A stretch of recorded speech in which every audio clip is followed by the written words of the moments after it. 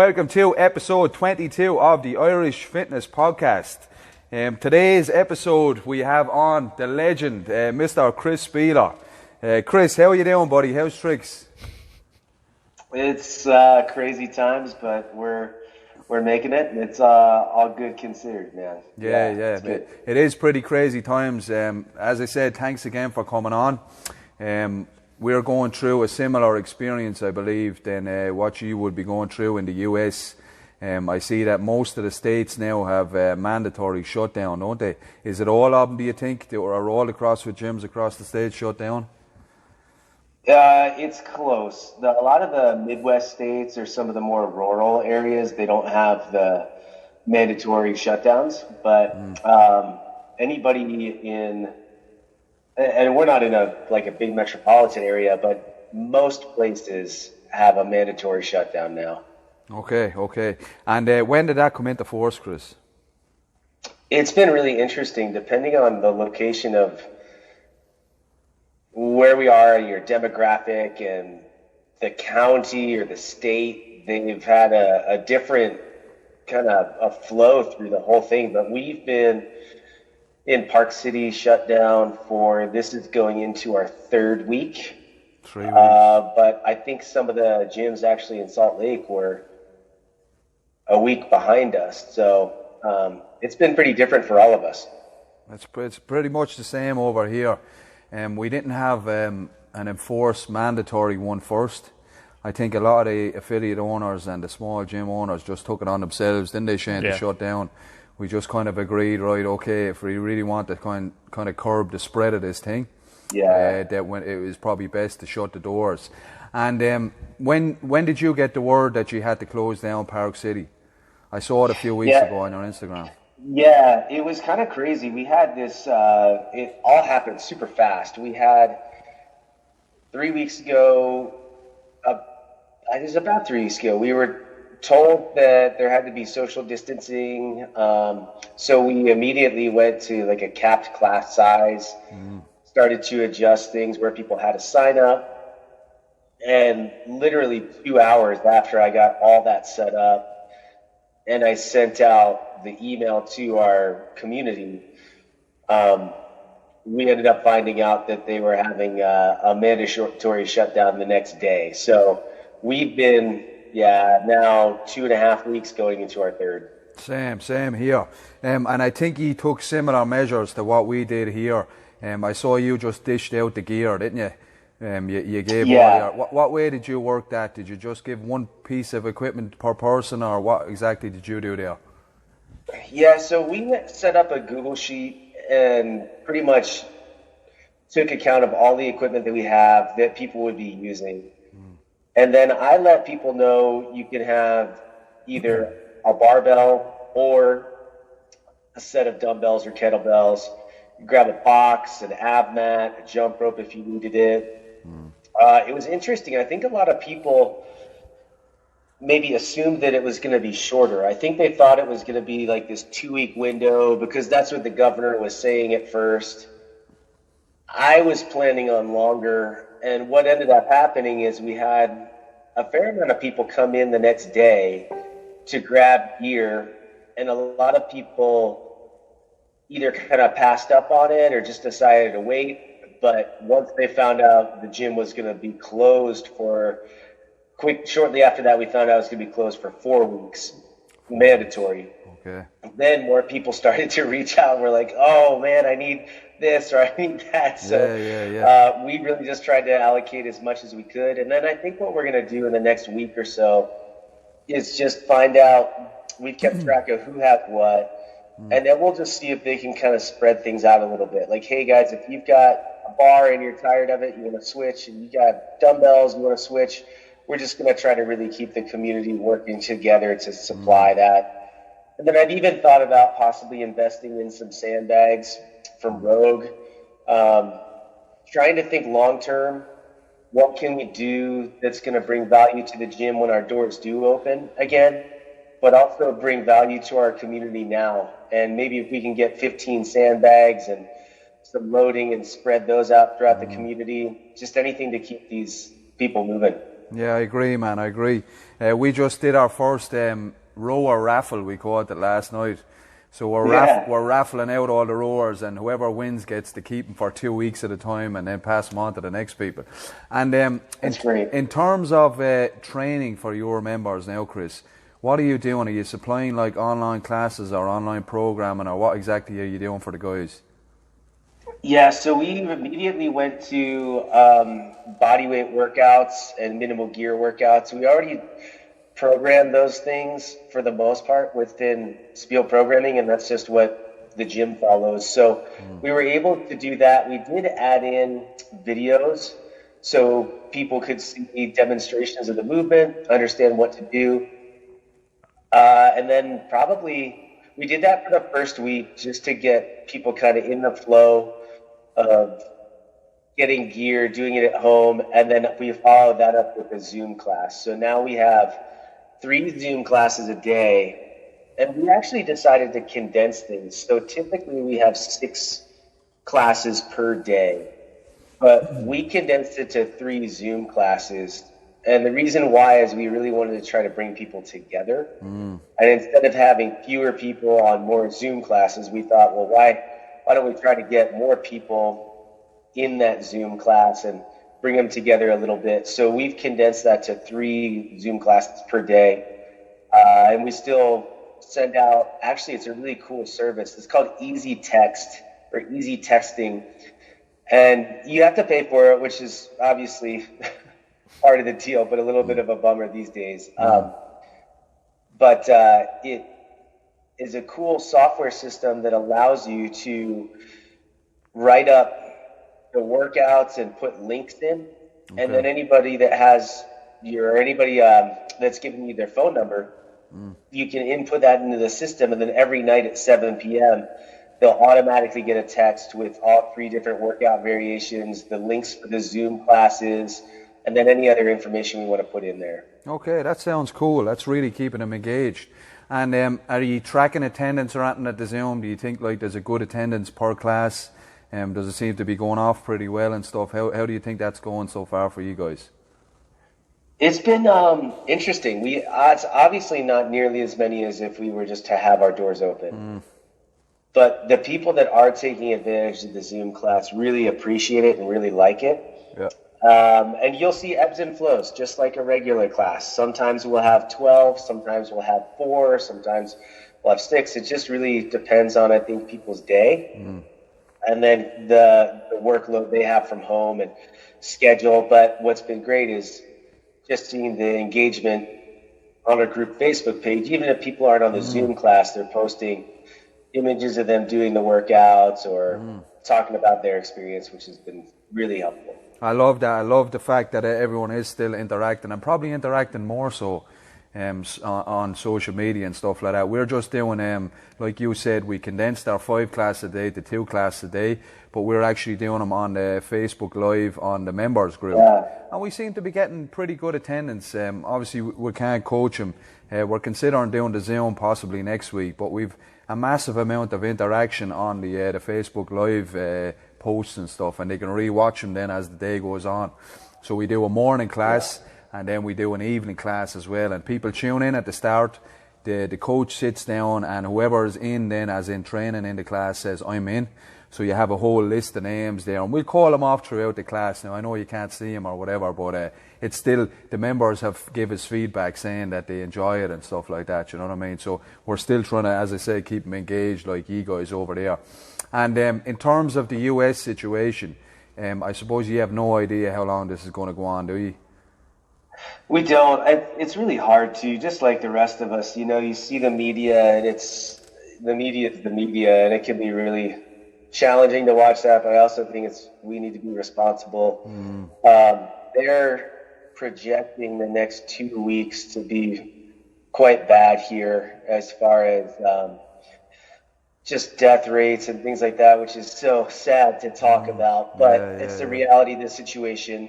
And they're noticing that the social distancing in some of the states that have been implementing it longer is working, which is great. Okay. So I think they're projecting, from what I saw just last night, the next 2 weeks are going to be really rough. And then as we get into May, they're hoping that it tapers. And then by June and July, things start to settle down and we see a decline. But that's, I think, largely dependent upon people also taking care of each other, staying at home, doing the social distancing thing, just like you guys did and we've done, closing gyms and doing what we can do to stop this thing so it is over sooner than later. Absolutely, man, absolutely. For any of the affiliate owners listening now at the moment, would you have any extra kind of advice to give them? And at all, there's a lot of people now wondering, their doors are closed and they're wondering, will I ever even open up again? You know what I mean? Depending on how long it goes. Even from a mental side of view, for their own sanity, for the coaches and the affiliate owners, what would you say to them, Chris, to try and get us through these kind of next few weeks or even months? It might be for some of us. Any good advice for the guys? Yeah, so I've been trying to look at it in 2-week increments. Don't overwhelm yourself. Try to focus on what are you doing now that's working well for your community. What can you do to improve upon that? And I like to look at that in kind of the 2-week increment. And then start to prepare for yourself for the 3-month, the 2-month plan. What are we going to do if this does last for 2 to 3 months? And how can we bring value to our members? What things do we need to do to keep them engaged?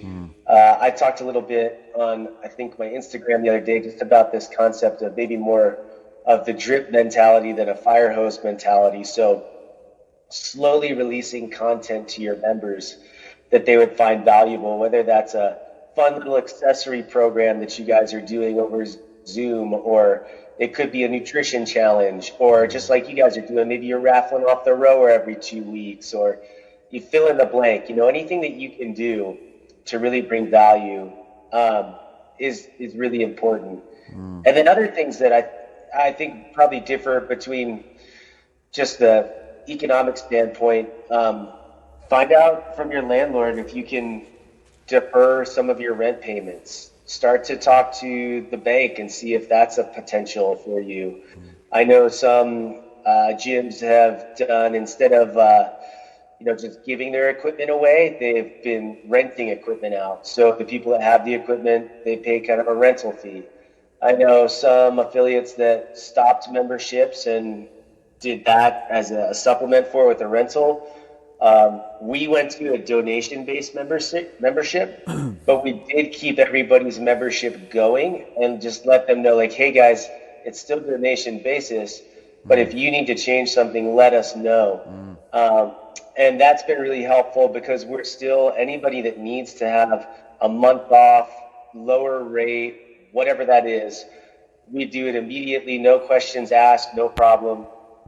And we just let them know, like, hey, that's all right. You're still part of the community. You're not going to get the boot, But the nice thing about that is also that the people that want to continue to support and pay, they are and they can, because it's just in place. But just a word of encouragement to all of us. It's likely that regardless of the level of coaching, programming, whatever, we care about our people. And when you care about the people that come in your gym, they're not just a number. You don't look at them as a dollar sign, but you invest in those people and you invest in the community. In my experience, they want to support you guys. They want to have a home in 3 months. They want to be able to get back to the gym. And they will support you guys through that. It might look a little bit different, but our community is strong, and I don't just mean that with Park City. I mean that with you guys, with any of you that are listening that have put in the work. You likely have a strong community, and don't worry about how big it is. Don't worry if it's a lot of people, a few people. You can band together and accomplish a lot. So stay focused, stay positive, because I think that we're all going to make it through this. It might just look a little different in the interim. Amazing words, man. Amazing words. I 100% agree. I think it's very easy now to look at the bad side of things and all that, but I said to people over the last few weeks that CrossFit was almost built for this. You know, the way we've already built up these communities, these online communities, and then we can just take it to another place, as in your sitting rooms, instead of the actual gym itself. And people can still keep that community vibe. I know it's not face to face, but it's still online and stuff, and we can still have the connections, whereas other businesses, they're dependent on people coming into the bricks and mortar, and when that stopped, then all revenue stopped. Whereas we still have the opportunity to coach people online. We still have the opportunity to connect with our clients. We're doing daily check-ins with all the coaches, and people seem to be responding pretty well to that, you know. Totally. We still have our community base there, and everyone's excited that there is going to be an end to this. There is light at the end of the tunnel.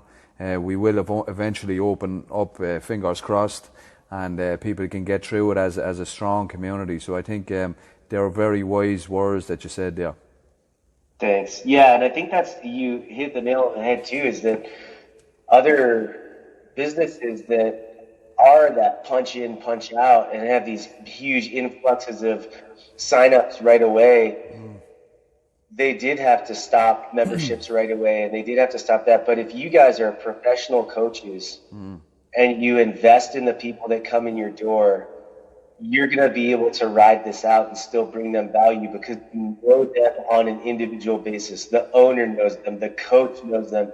That's very different than your large franchise models that I think are really going to have a hard time. All of us are going to have to paddle through this. But I think you're right. Our community is much more apt to be able to pivot in a time like this than some of the others. I agree. That's the exact words Chris Cooper used, is pivot. You know, just because we're not in the four walls and we're not directly in front of our clients and we don't have the physical interaction, we can still coach them, I think. I think, you know, there's a great opportunity, and there's going to be other avenues, I think, that come out of this as well. Like the online coaching, I'm sure you're already well experienced in that, but we're looking into online coaching now because of this. You know, because of the opportunities that it will afford, and you know, not everyone either can make it to a gym or can afford to come to a gym, or you know, some people don't even want to come to a gym. They may want to stay at home and be coached. So I think there is silver linings to everything, and once things get back up and going again, I think the people that do stay in the game will have different avenues and different ways to, you know, generate revenue and stuff like that. And I think we'll be a stronger community by the end of it as well. You know, I think if someone guts this out, it's a war of attrition with something like this, I think. And if we're there at the end of it, then we will have stronger ties to our members because we've been apart for so long. And then when we come back together, then there will be this huge relief and a stronger bond by the end of it, I think. Yeah, totally. And as we go through those, trying to find ways to generate revenue, just the way that I think is the smart way, I think, to do that is continue to find ways to bring value to your existing member. You know, those people that are there supporting you now, what can we do to bring real value there? And then maybe we can apply those thoughts and those experiences and the lessons learned to the broader community. But as the immediate need, I just think that serving, and I think that's like the exact way to look at it, is how do you serve your community now? Because that's what's going to keep that brick and mortar there at the end of this. Sage advice, man. Chris, I know that you're obviously you've been to the games a zillion times and all that kind of stuff. What do you think is going to happen this year? Everyone's like, we're not just talking about affiliates closing now. The big question and the next big question coming up, and it's coming closer by the day, is what the hell is going to happen in August, or is anything going to happen in Madison in August? You would have an inside line, I'm sure, talking to all the guys and being interested yourself. Have you heard anything about it yet, or do you know anything that's going on? I haven't. And the only thing that I could even base any assumption off of is just kind of what Rogue has done with the Invitational. They've obviously taken things to an online competition. And I would be surprised if the games were in person in August. It would be really surprising to me. I can't see them opening up large venues like that for some time. But I am confident that they will do something to have it. What that looks like, I don't know. But I do think that they could easily do something just like they did in the Open. It would be really different. Yeah, fuck yeah. But Surely if they would. want to keep it going, they could. But I'll be surprised if they have it in Madison in August. That would be a surprise to me. Yeah, it's unfortunately it's looking that way. I wonder, could they, like you said there, maybe something like the online qualifiers, like over a weekend, like maybe 5 days or something like that, a couple of workouts a day. I would like to see something like that. I think was that Yeah, something that you would like to see? I think that'd be cool, especially like they did, like you said, with the online qualifier and having it be where athletes can do it X amount of workouts in 5 days and have it be really simple. Because here's the thing, if their claim is always to find the fittest, then in some ways it doesn't really matter what the test is as long as it's broad enough. It doesn't have to be super complex. It doesn't have to have the lights and the show. You could do it with less gear and a little bit less flash and still find the fittest. Yeah, I think so. I think you'd still see the top boys and girls come out on top. I think Fraser would still be there and Toomey as well, and all You that. see The some of rest that mix in the Open though as well. You see like some of those guys, some guys you'd see never they do so well in the Open and all these qualifiers and never really pop up at the games and do. Yeah, that's and the other side of it. One of them very recently got caught out for something he shouldn't have been doing too, but that's another story as well. Chris, while we're talking about CrossFit games, stuff like that, and there's a lot of CrossFit nerds out there. Me and Tom are probably the biggest ones on your career. How you got started in CrossFit, the sport of CrossFit, and everything like that. Do you want to just give us a whole rundown of how it all got started for you? Yeah, I'll try to keep it in a nutshell. It's a long one. I grew up playing a bunch of different sports. The wrestling was primarily the one that I did. I wrestled in college at the Division I school, and got out of school and moved out west and was a ski bum and trying to kind of find my way. And I really missed competing and stumbled into this thing, CrossFit. And at the time, the games or anything like that didn't exist. So I just started doing the workouts and looking at my time compared to other people on the comments, which was a fun way to just engage in what felt like sport again. Even when I started working out, doing CrossFit workouts, it felt more like sport to me than it felt like a workout, which is what really drew me to it. And then that was in 2006, and then that summer, 2007, was the first games, and I thought, well, hey, I'm doing okay on the leaderboard or on like the comments section here. Maybe I'll go check this out. And really, kind of the rest is history. And not trying to sound cliche, but I was in the right place at the right time. I worked really hard, and I was fortunate to be at the start of the movement, which was really so cool to have been at the first CrossFit Games and watch it evolve and go to the Home Depot Center and StubHub and even be able to compete at Madison as a Masters, which is quite different. But what a cool journey, that's for sure. We were kind of saying, we had a chat before the podcast even started, me and Tom, that you kind of are CrossFit in a weird way because you've been there from .com days and you're still involved right now, and you've done everything. So you've done all the competing online, you've done all the games, I think 7 games appearances, if I'm right. You've done the regionals appearances, and then still come back for a Masters podium too, which is obviously impressive for a storied career. Is there anything that sticks out? Like, I know there's probably a lot of moments, and there's a lot of them on YouTube that people can watch and stuff like that. Is there anything that sticks out for you as a favorite year, favorite games, or even a regional or something? Or? Yeah, like you said, there's so many, and thanks to the community, like the people that were there and the support that they showed us.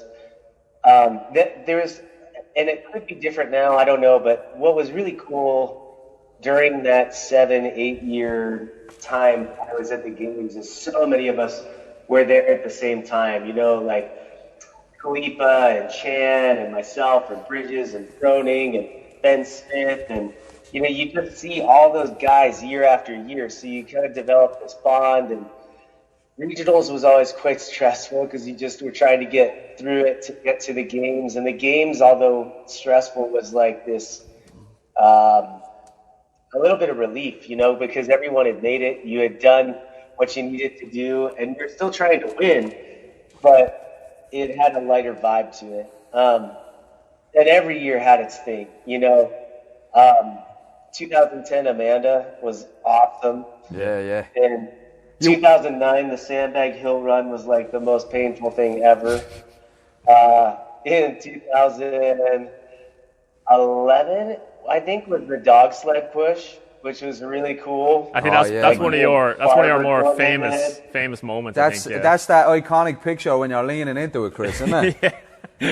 Yeah. That was awesome, man. I remember that was the first year they came out with the Nanos, and I remember looking down at the floor, the stadium floor, and I was trying to push, and my feet were sliding on the floor, and I remember thinking, man, these shoes suck. And I was like, not the shoes, it's me, I gotta fix this. Yeah, what was the weight on it? It looked like there was like 8 red plates, which is like 25 kilos in our money. Yeah, it was ridiculous, because the sled, I think it was around 500 pounds, so 200 kilos or That's sick, man. That's sick. And what was your kind of, over the years, Chris, did you stay the same weight? I know you got a little bit bulkier or more muscular as the years went on. You focused more on the strength training, but what was kind of your average weight throughout the games appearances? Yeah, average weight was probably like mid 140s. Wow. 140. So, yeah, that's so like around, 65. It's like 70 kilos, not even. 60s. Like 67, 65. 65, yeah. Yeah. Fuck, that is fucking amazing that you were able to still compete at that level. You know what I mean? You're a strong dude, and every fibre is muscle and all that, but it's still 67 kilos dealing with some of the boys are like 90 and stuff, aren't they? Like 200 pounds. Around about most guys, I would say, are around the 190, 200 mark, most of them. Deadly. So it was a trip, and it was fun. It was quite the ride. That's fucking awesome, man. Would you ever like to see, I always have this discussion with people, would you ever like to see weight classes in CrossFit? Or do you think CrossFit is not for weight classes, just is what it is? Like, as I've gotten older, I've stepped so far outside of the competing, and I really just use it for being able to ride my dirt bike and ski and do all the things I love to outside the gym. But at the time, like, people would ask me that, and I didn't want them. Like, I wanted to beat the big guys. I wanted to, I loved being the underdog and having people second guess me and be like, oh, he can't do it. I was like, I loved it. It was so motivating just to like prove people wrong, or just do, not even that. I think it's just be able to do something that you're not supposed to be able to do. Yes. That was so cool to be able to experience that. Yeah, that's awesome, man. Awesome. Like, any time, especially, I think regionals was the biggest time. Like, everyone was cheering for everyone at the games, and everyone loved seeing you at the games. But when you used to like win an event at regionals or win regionals and get through, there was an extra special buzz then, wasn't there? It was like every year, will he make it back to the games this year? Will he make it back to the games this year? And as the years built, then you became more of a fan favourite and a fan favourite. So everyone wanted to see you back more and more, and it was extra special then when you did. The regionals events, me watching at regionals was almost more special than seeing you at the game sometimes, because it was like, will he get through, and then when you did get through, it was like, yes, he made it through, you know what I mean? And the whole crowd was like that. Did it feel like that for you as well, like getting through regionals was a big thing, you know what I mean? Yeah, it was interesting. In 2013 when I didn't make it, it was like really hard. I felt like I let the community down. I thought, oh my gosh, like, it was just really hard, and I felt like I failed people, but I realized it was a really good learning, growing year, because I realized people didn't care that I didn't make it because I let them down. They were just bummed not to see me at the games, but it didn't have any reflection on how they viewed me, so it was good to learn that. And then making it back in 2014, just like, those moments were just so special. So like you said, like once you got there, you just like kind of enjoyed it and threw down, and it was sort of like this not just a celebration, because it was a rugged week. Like, especially my last year, I went into that knowing I wasn't going to win the games. You know, I wasn't fit enough. I wasn't big enough. And that year, especially, I was able to kind of just enjoy the competition, look up at the stands a little bit, and just soak it in instead of being so laser focused. And that whole fan experience and my family being there and the clean ladder that year, I mean, like, I could not have asked for a better way to say goodbye to that. Yeah, man. Well, you caught that clean and you're just getting it up there and getting it up. That was amazing. Another iconic Spealler moment. Thanks, man. Yeah, and that was, like, to my foolishness, I should have just gone nuts on the clean ladder and just seen what would happen. But I don't know why. I was like, I feel like I got to finish all of it. It was not the right strategy, but it lends itself to a really special moment for me. Class, man, class. And what's your plans for the future now in terms of competition? When are you hitting the 40s? Are you in the 40s now, or is it going to be next year? I'm 41. Okay, yep, 41. Okay. Would you think about giving another run at it, or are you like, okay, I'm done, I'm just going to enjoy training for doing my other stuff now? Or what do you think? What's a day to day in the life for you, training wise? Yeah, I just do an hour or less a day. You know, I'm so now passionate about having our fitness be able to express itself in really any avenue, and not for me because I had the experience, and for the people that are still there, that's great, that want to pursue competitions or do things, that's awesome. But I had that chapter, and now I just want my fitness to support the lifestyle that I like to live outside the gym. And like I said, that's riding my dirt bike. I love downhill mountain biking. I love skiing, and just being able to go and do whatever, whenever. So to do that, I train for an hour a day, and that looks like typically one piece. I like to get really good and warm. Just drop the hammer with intensity, do some fun accessory stuff afterwards, whether it's to cool down or, joint health or things like that. And then back to work and life. So I'm in and out in an hour now. That's some smart advice, man. Smart advice. And in terms of nutrition and recovery, are you following any particular diet? Are you zoning or anything like that? And then recovery-wise, do you do anything in particular like cryo, sauna, any kind of stuff like that? Yeah, that used to be like much more of a focus during my competing days. I just try to eat good, clean food. I have to remind myself to eat enough. I'm typically an under-eater from my wrestling days. But aside from that, just try to eat well, eat clean, eat enough. And then for recovery, at my age and my goals, I think it's mostly controlling volume. That's how I often make sure that I'm doing the right things. I've kind of dabbled with some tempo work and some single leg or unilateral work to try to identify any imbalances and like knee pain or shoulder stuff that I have going on. But that's, I would say, less than recovery, and it's more about having a full training protocol that's going to help support the lifestyle that I want to have, and also take care of some things that I've done to myself over the years. Okay, yeah. I would imagine to train as long as you have and to do that kind of, to achieve the level that you've achieved, you have to be left with a little few little battle scars here and there, I'm sure. We all do after training for a long time, but that's part of it, isn't it? You know what I mean? The way I see it is, if there's anything wrong with me, it's because I chose to train the way I wanted to train. I did my competitions. I was an adult making the decisions, and I'll live with the decisions as well. I'll be happy with them. And if I do have a little ache here and there or a little niggle here and there, that kind of reminds me of the good old days as well of, training for 3 or 4 hours a day and not caring about that and all that kind of stuff. That's the way I see things. Yeah, there's definitely an element of that. And like you said, I think the key there is you have to know what you're stepping into and make a big boy decision, and there are times where if you're going to compete, anybody that said, if they're trying to be at the highest level, anybody that said that they're not training through things would be foolish. We all train through injuries or issues because it was worth it at the time.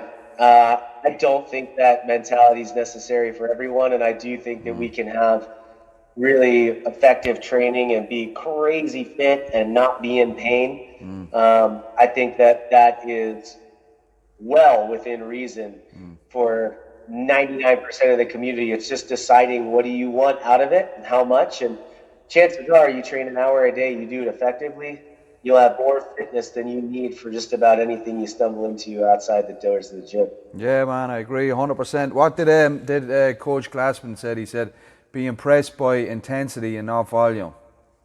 Yeah, exactly. I think that's the original philosophy. Like, if we go back onto the main side, it might have been Fran one day and then a 5K run the next, and then, a 5x5 of deadlift or whatever. So I think that original philosophy still holds strong. I do like giving the option of people to, like in our classes, we'll give someone the workout and then we call it overtime. So it's like kind of accessory work or a little mini workout afterwards. But I think, like you said, we've had a lot of people on the podcast since we started there late last year. A lot of games athletes from Ireland, and we had Briggs on and a few other people, a few high-level coaches, and they all talked about, like, for the majority of people, there's no need for to be training 2 hours a day. It might sound fancy at the start and all that, and people are full of energy and they enjoy it, but at the end of the day, what are you training for? Why did we start CrossFit in the first place? For me, it was just a bit of strength conditioning for martial arts. The 1 hour a day class was perfect. You come in, you hit it hard, like you said, you leave it all on the floor for the workout, or maybe a supplementary piece or a strength piece before it, and then you can pick yourself up and go home and feel good about it. Totally. And I think people just need to revisit that question. I think sometimes what happens is people get going in CrossFit, they get excited about it, they maybe do some competing, they enjoy it, they go down that road, which is great, that's fine. But in a year or two, if you're still doing that and you're wondering why, it's okay to ask yourself, hey, why am I training like this? What's the purpose of my training? And it's completely okay for that to change and for you to say, you know what, I'm not interested in competing anymore, and I'm going to maintain this. And in fact, I'm going to go express this in another way. I'm going to continue to do CrossFit because it's the best way to gain fitness. But maybe someone wants to go run a half marathon, or maybe someone wants to go do one of those Spartan races, or they want to do an Olympic lifting meet or whatever. The way that I look at that stuff is this might sound bad, but I don't want to waste my time to go run. I don't want to waste my time to train for a half marathon or a marathon, but I want to be able to do it. And I know how I'm able to do it. It's by me just going to the gym and doing CrossFit an hour a day. And then I'll go do that stuff because I know I can. And I don't care if I don't win the half marathon. I'm just going to go do it because I can. I don't care if I win the Olympic lifting meet. I'm just going to do it because I can. And that is the beauty of the training program, is you guys have the ability to go do pretty much dang well anything you want to. You're not going to win it, but who cares? You can go and express that in so many different ways. Don't lose that. Don't lose out on that experience because you forgot to ask yourself why you're doing what you're doing. I love it, man. I love it. That's exactly it. One of my favorite things to see is when our members go off and do the 5K, or they do the triathlon, or they do whatever it is, and they barely do any training for it. It's fantastic to see. I did it myself a couple of years ago. I signed up for a marathon 5 days before the marathon, and I don't run at all. And I went out and I did the marathon, and it was grand. It took me 4 hours and 44 minutes, but I still got through it because of cross. Yeah, exactly. Like you said, it's not about winning. It's about taking part in it, and it's about saying to yourself, yeah, jeepers, I think I might like to go out and do that. And then you just sign up for it and you go out and do it, and you feel good about it then as well. And it is an amazing achievement as well. Yeah, I think so. Like, if you think about someone who doesn't do a particular sport like triathlons or running or whatever it is, and then they just decide a week before it or whatever it is to go out and do it. And I think that's an amazing thing, and it's a gift we've been given with CrossFit, that it gives us the ability to do anything we want, like you said, any physical pursuit. Yes, and use it. People forget. They think that it's just inside the walls of the gym. And you're right.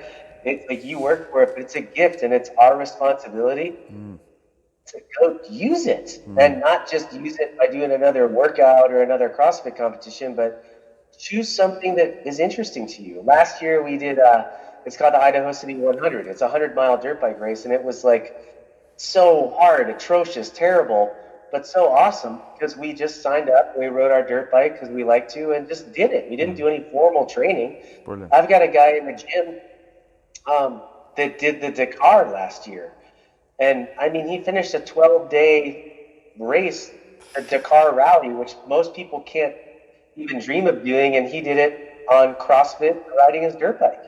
Jeez, So 12 days. Crazy. So he was driving. Yeah. He was driving every day for 12 days, was it? Yeah, it's like 9 to 12 hours on a dirt bike. Oh my God. Jesus, that's a long old ride, man, isn't it? Yeah. Like, speaking of, like, Chris, that is a long ride. Chris, speaking of like what we see outside the gym, I always thought it was very cool in CrossFit, and you'll probably notice this as well.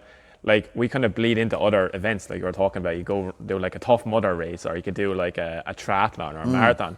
Like, you can be at any sort of fitness event, and it won't be a CrossFit event. It can be anything. It could be like some kind of athletics too. And you'll just spot a guy with like the Nanos or the Reebok shirt or Metcon 5s on or something. You know, like, oh, he's from our community. He's a CrossFitter. And that's what I think, because CrossFit's so big now and we have so many gyms, but even our city here is not big, Chris.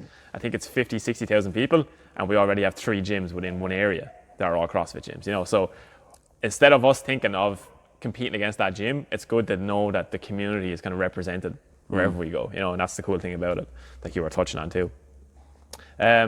With you kind of left your competing days behind you, and you didn't leave it there with the community. You continued into opening a gym, and you have that thing called Icon Athlete. Do you want to just explain to people out there what exactly that is, actually how the gym got started too, and then kind of lead into Icon Athlete as well?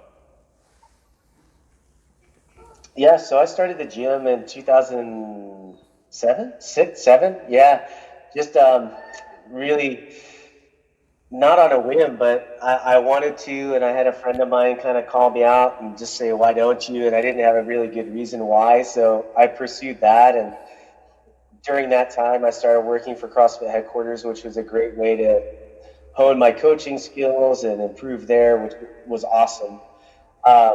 And then in 2000, I believe, gosh, it was 15 now, I started Icon Athlete and have since had to change the name to Spealler Programming due to some random copyright or trademark infringement that I had no idea about. But I started that. It's funny because I started that actually with Pat Sherwood.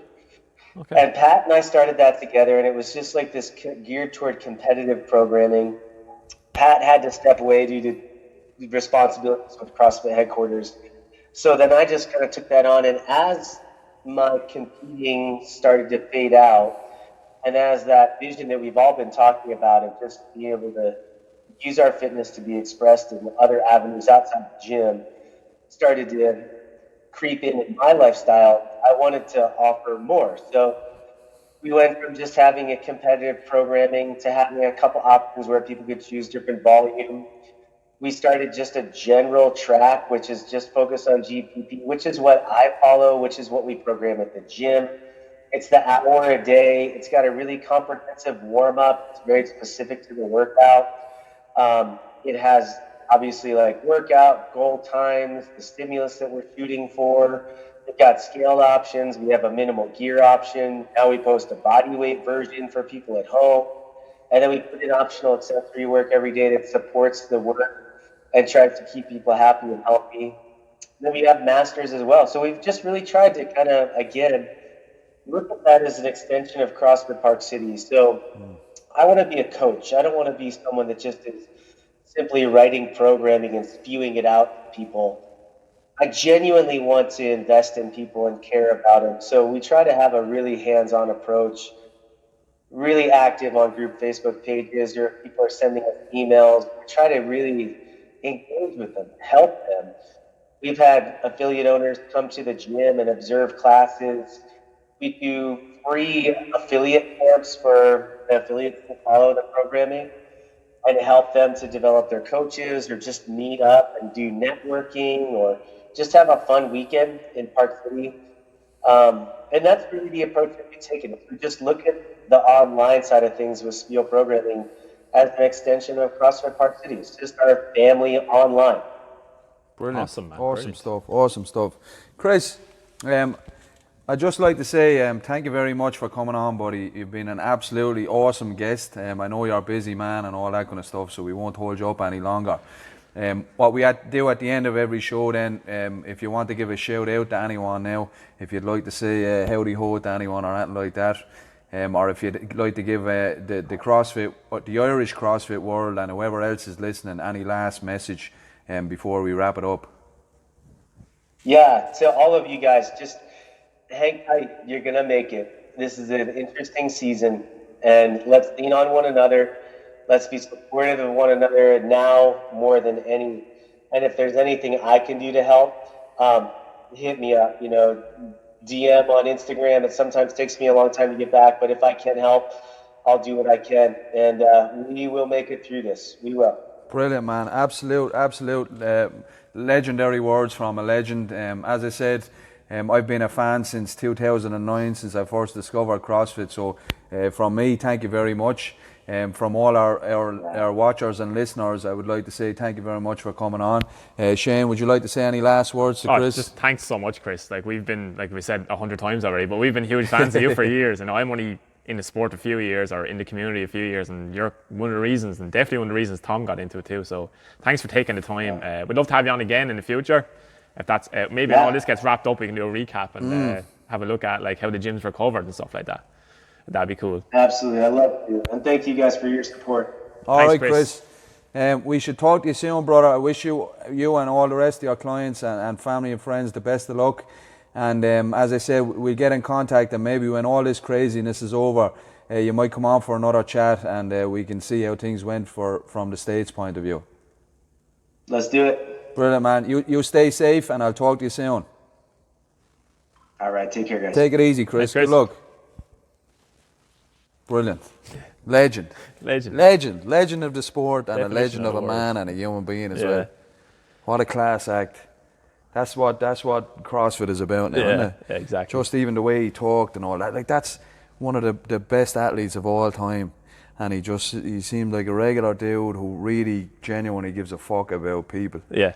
You know what I mean? Like we were saying, he's someone he's never not been involved in CrossFit community. Like he's been there from literally its inception, of it being online on main site, and now right up to him offering his own programming and him being so involved with the L1 staff for years and stuff like that. He's just a great one to kind of, this be a good podcast for anybody to listen to who's in the community, or Absolutely. coaches and stuff like that. He's a real, he's an underdog story as well. His size didn't favor the 67 sport. kilos. Yeah. That's like one of the bars we'd be throwing around in a Mekon, Exactly, you know what I mean? Yeah, and he was deadlifting 3 times his body weight, and, cleaning 2.5 times his body weight, no problem. Getting on the podium at the games and just throwing down and winning regionals and doing all that kind of mad stuff, you know what I mean? Fair play to him. That was one of my most enjoyable episodes. Oh, for sure, yeah. But from a couple of points of view, from the fact that I am such a huge Chris Spealler fan, and the fact that he's just a really good dude. Yeah, just he could have been a normal dude. He could have been an affiliate owner from up the country. Yeah, exactly. It would have still, some of the stuff he said would have been the same impact, I think, because he is such a nice fella. That was a really good episode, man. Enjoyed that. So if there's any people listening from the States, lads, from Ireland, and from all us over here, we wish you the best of luck. We all have troubled times ahead, Shane, don't we? Yeah, we do. And we were talking about this a few weeks ago on the podcast. We're kind of spread out more with these podcasts now just because of what's going on and stuff.